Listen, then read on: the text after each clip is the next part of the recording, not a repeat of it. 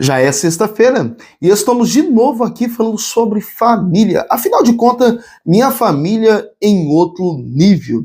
E nesse vídeo aqui, eu quero deixar uma palavra para o teu coração, para a tua família.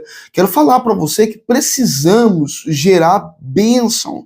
E como é que nós geramos bênção? Os nossos filhos têm que ser bênção. E como é que nós geramos bênção? Dentro da palavra de hoje, nós vamos aprender como gerar bênção. Vem comigo na palavra de hoje. Mas antes, você que ainda não é inscrito no canal, se inscreva, curte o vídeo, comente, compartilhe. Isso, compartilhe com um grupo, com um amigo, com a família, compartilhe com pessoas. Juntos, vamos levar o evangelho um pouco mais longe. Vamos para a palavra agora?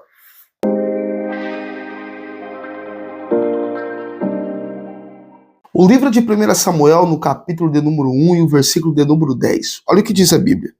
E ela, pois, com amargura de alma, orou ao Senhor e chorou abundantemente.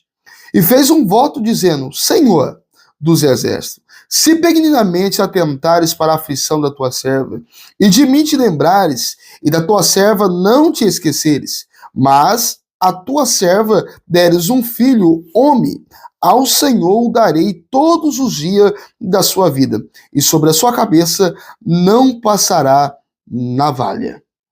Essa aqui é uma oração que Ana está fazendo. A história de Ana você conhece, né?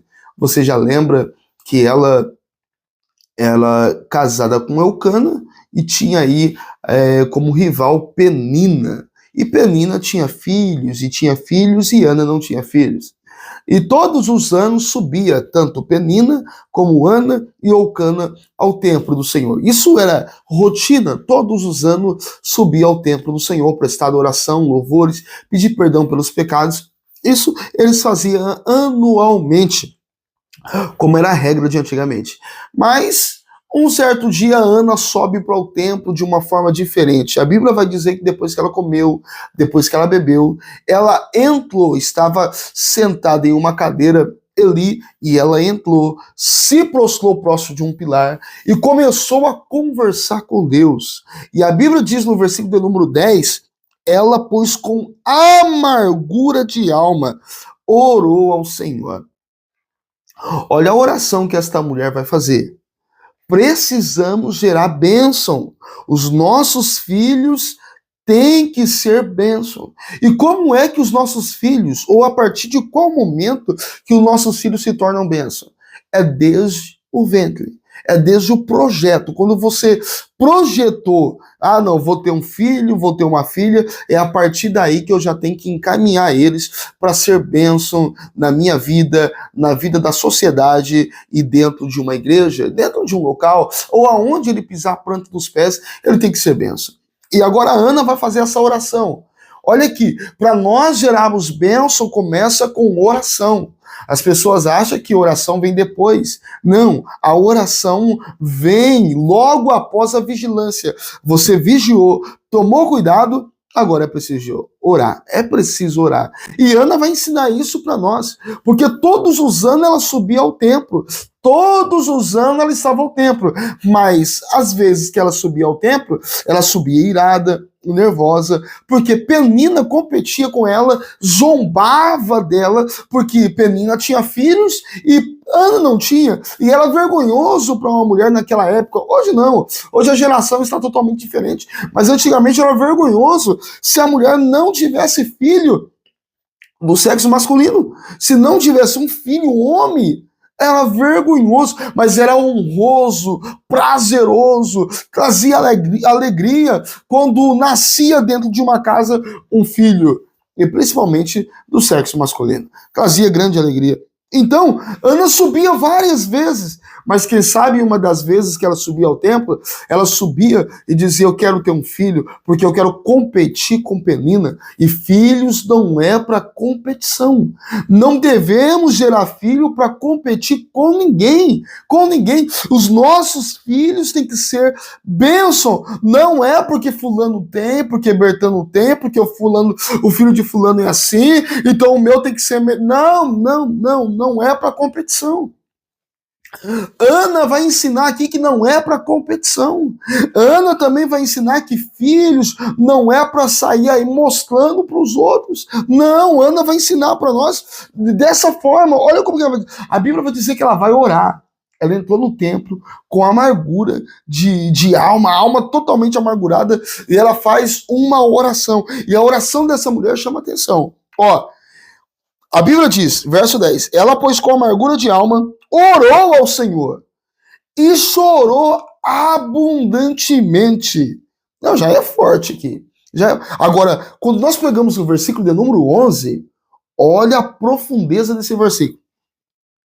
E fez um voto dizendo, Senhor dos exércitos, se benignamente atentares para a minha aflição, ela está aflita, coração amargurado, está entristecida, precisa de uma resposta.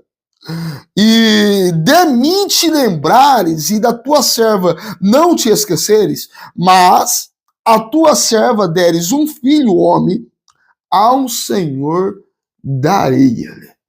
Para quem é que ela está pedindo um filho? Para quem é que ela está pedindo um filho? Ela está pedindo para Deus dar um filho para ela, mas se Deus dá um filho para ela, ela dará o filho dela para o Senhor. Irmão, para quem é que nós estamos oferecendo os nossos filhos? Para quem é que nós estamos oferecendo os nossos filhos? Porque muitas vezes nós não temos oferecido os nossos filhos a Deus. Não, nós apresentamos ao mundo, oferecemos ao mundo as riquezas, aos estudos, a tantas outras coisas, mas nós não apresentamos os nossos filhos a Deus, nós não entregamos eles a Deus. E Ana está ensinando nós. Os meus filhos têm que ser bênção. E se o Senhor entregar para mim um filho, eu darei ao Senhor. Está aqui no versículo de número 11, na oração dela, ela está dizendo, mas a tua serva dares um filho, homem, ao Senhor darei, e todos os dias da sua vida, não é por um período, não é por um período, não é por um momento, mas ela está dizendo, e todos os dias da tua vida, sobre a sua cabeça, não passará navalha. É um voto que ela está dizendo. O meu filho será separado dos outros, do mundo. Será dedicado a Deus, será um nazireu. Será um nazireu. Não porque Deus escolheu, mas eu estou votando, estou fazendo um voto e estou dizendo que eu entregarei ele ao Senhor, ele vai ficar na tua casa e todos os dias da sua vida não passará navalha sobre a sua cabeça. Ou seja, ele será separado desde o ventre. Ou seja, quando eu tiver o controle sobre ele, ele será separado para ti. E não permitirei que nada tire esse desejo que eu tenho, que vou passar para ele, dele estar na tua casa e ser separado do mundo, ser um nazireu. Nada vai poder tirar. Olha a proteção. Eu chamo isso de proteção, porque ela está sendo uma mãe protetora. Ela está fazendo um voto e está dizendo, todos os dias da sua vida não passará navalha, protegendo o seu filho. Muitas vezes nós geramos os filhos e entregamos ao mundo, aos cuidados do mundo, e não é dessa forma. Ana está ensinando nós que precisamos entregar ao Senhor e cuidar deles para o Senhor. Cuidar, proteger eles. Nós temos que proteger os nossos filhos, porque o mundo está aí. O mundo quer roubar de nós a educação. O mundo quer roubar de nós a forma de cuidarmos deles. Então nós não podemos abrir mão. Não podemos abrir mão. Temos que cuidar e proteger eles do ataque adversário. E como é que nós fazemos isso? Entregando na mão do Senhor, levando eles para o templo, porque no templo eles aprendem. Ensinando a eles, trazendo conhecimento a eles. Quando Ana está dizendo que ela entregaria o menino ao Senhor depois dele desmamado, entregaria no templo, ela está dizendo, além dele aprender a lei do Senhor, Ele vai aprender sobre todos os outros conhecimentos, porque o menino vai se preparar para ser um sacerdote. E o sacerdote entende de veterinária, o sacerdote entende de medicina, porque quem é que fazia o sacrifício? Não era o sacerdote? E para oferecer um sacrifício, o sacerdote tinha que examinar o animal. O animal não poderia ter mancha, o animal teria que ser perfeito, em boas condições. E para saber se o animal está em boas condições, perfeito, teria que ser veterinário. Então ele estudaria no templo, teria conhecimento, além de veterinário, ele também teria conhecimento de medicina. Por quê? Era o sacerdote, lembra? Lembra quando Jesus disse, vai e apresenta-te ao sacerdote, aos 10 leprosos? Vai e apresenta-te ao sacerdote. Porque era o sacerdote que examinava o corpo da pessoa e via se o moço estava com lepra ou não. Era ele que dava ali, ó, o diagnóstico. Você tá leproso, tem que ficar fora do arraial. Ou não, você não tá leproso, isso é apenas uma mancha qualquer. Não é lepra, você pode ficar aqui dentro do arraial. Então, entendia-se de medicina. Então, o menino ia aprender veterinária, ia aprender medicina, e também aprender a respeito da ordem da casa de Deus, dos mandamentos. Ele ia estudar os mandamentos, aprender a palavra do Senhor, a lei do Senhor, para quando chegasse aos 30 anos de idade, ele pudesse exercer a sua função sacerdotal. Olha como que Ana é inteligente. Ela está gerando filho para ser bênção.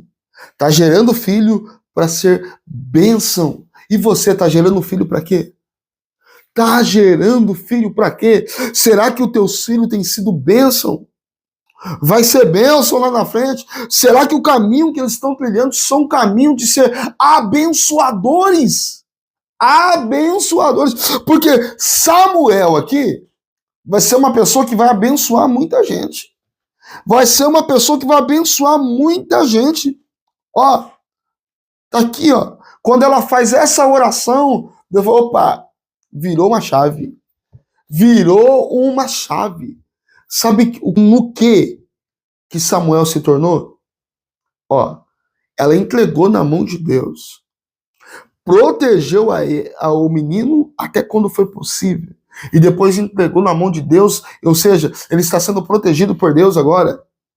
O menino só pode exercer a função sacerdotal aos 30 anos de idade. Ele tem que estudar e aprender até lá. Mas sabe o que ele virou? A Bíblia diz que ele se tornou um juiz, porque ele julgava Israel. Foi ele mesmo que consagrou, através de Deus, ali, Deus usando a pessoa dele, consagrou e escolheu a Saul como rei e também a Davi como rei. Lembra dessa passagem? Isso, foi ele. Ele se tornou juiz porque ele julgou Israel. Ele se tornou profeta. Profeta. E aos 30 anos, sacerdote. Ele exerceu os 3 ministérios: juiz, profeta e sacerdote. Por quê? Por causa de uma oração. Eu quero que o meu filho seja bênção. Porque se o Senhor entregar para mim, eu entrego ao Senhor. Se o Senhor entregar para mim, eu entrego ao Senhor. Porque eu bem sei que nas tuas mãos o Senhor molda e faz dele bênção, e ele gera bênção na vida dos outros. Ele gerou bênção na vida de Saul. Saul que não soube aproveitar. Ele gerou bênção na vida de Jessé e logo na vida de Davi. Então é necessário nós entendermos isso. Os nossos filhos têm que ser bênção. Temos que gerar bênção. E como que nós conseguimos isso? Debaixo de oração e colocando nas mãos de Deus. Vamos orar? Vamos apresentar nossa casa? Vamos apresentar os nossos filhos nesse momento? Ô Espírito Santo de Deus, eu quero apresentar, Senhor, os nossos filhos. Porque os nossos filhos estão aprendendo para ser o pastor de amanhã. Hoje são aprendizado. Hoje eles aprendem. Mas, Senhor, amanhã eles colocam em prática aquilo que está aprendendo. Senhor, são grandes evangelistas, ministros, Homens e mulheres que serão usados por ti, ainda crianças já são usados pelo Senhor, mas eles estão aprendendo, se desenvolvendo para ter um chamado muito mais extraordinário. Então eu lhe peço a Deus, guarda os nossos filhos, proteja nossas crianças, dai sabedoria aos pais, para que possa conduzir o menino no caminho que deve andar. É o que eu lhe peço, e assim seja.